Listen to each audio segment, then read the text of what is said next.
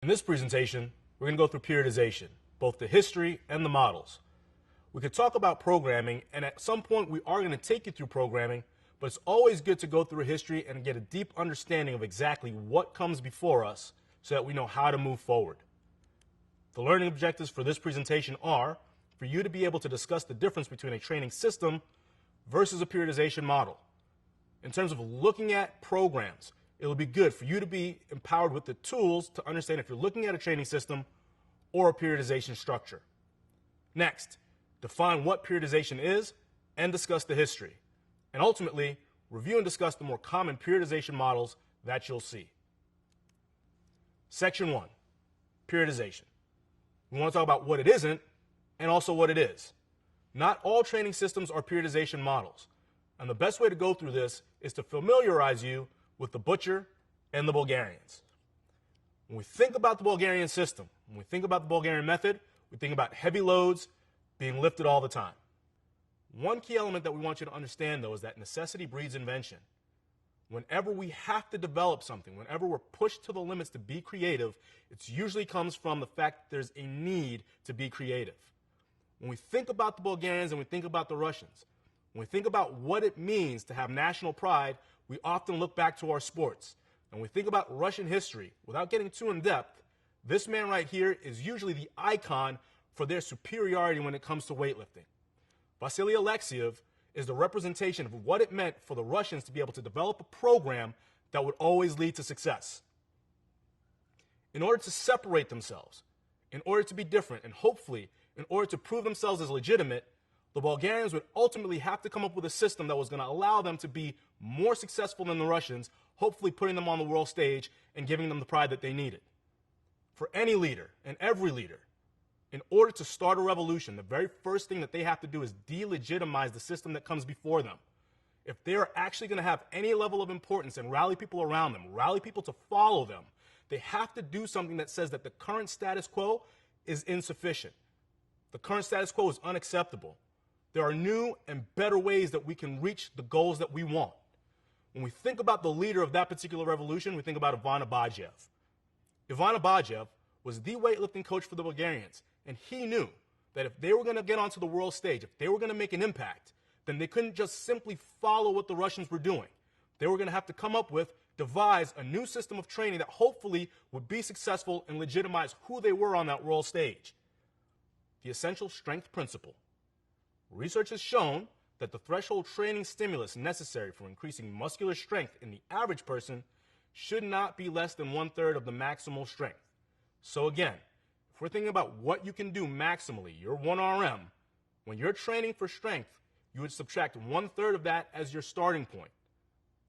In actuality, 80% of what you can do is the true starting point. So it's not 67% subtracting that 1/3. More accurately is at least 80%. When we think about this essential strength principle, Ivan Abadjev took that and he ran with it. So again, we're going to do a really quick recap here. When we're looking at a scenario and you have one particular load and you're going to execute that load for 5 reps across one set, you're going to have a certain type of force that you're going to express based on the combination of that load and that acceleration. So as we can see in scenario 1, 185 pounds lifted across 5 repetitions, assuming that the acceleration is going to go down with fatigue, yields a particular net force. In this case, 11,679 newtons.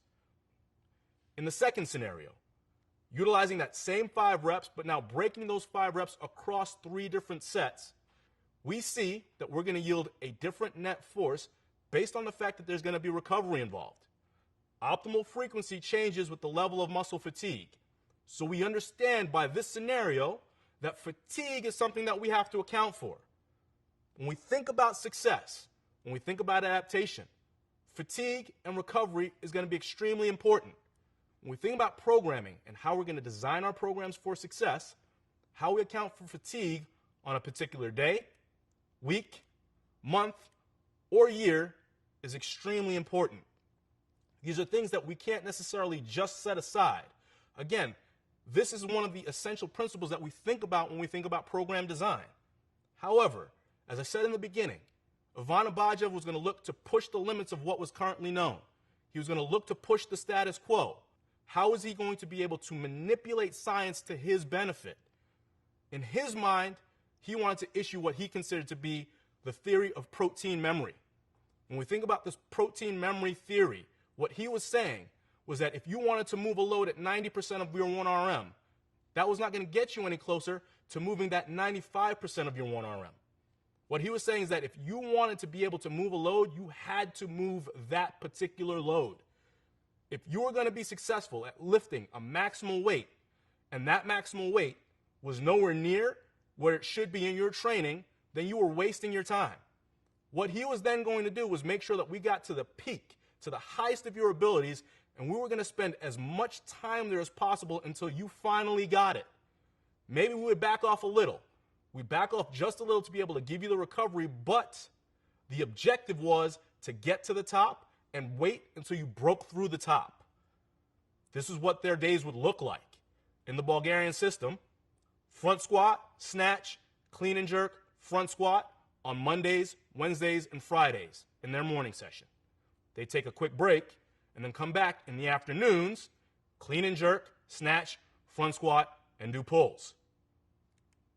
On Tuesdays, Thursdays, and Saturdays, squat, power snatch, power clean, front squat, and pull. Not a whole lot of variation here. A lot of training volume, no variation, very high loads.